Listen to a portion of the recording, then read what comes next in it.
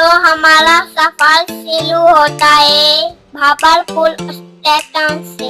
बहुत वेट करने के बाद आखिरकार ट्रेन स्टेशन पर आ गई, जो कि 5 घंटे लेट थी।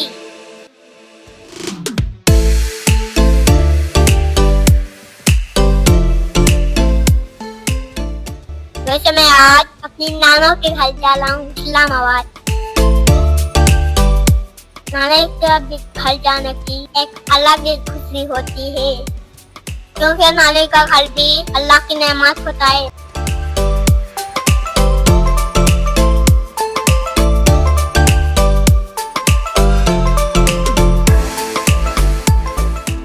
नानी का घर बच्चों को बहुत पसंद होता है, क्योंकि उस घर के किसी भी कोने में माँ की बुलाई नहीं होती। सवाल हमने बहुत एंजॉय किया। ये बहुत कन्वीनियंट था कि उसका ट्रेन में पहली दफा सफर था।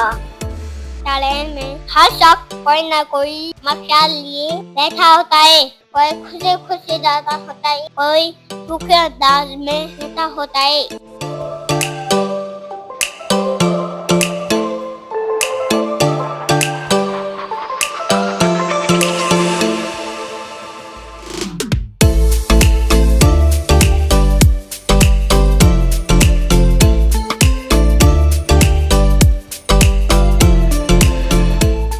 सफर हमने बहुत एंजॉय किया। बहुत वेट करने के बाद आगे और मंजिल आ गई, इसका हमें इंतजार था, रावलपिंडी स्टेशन।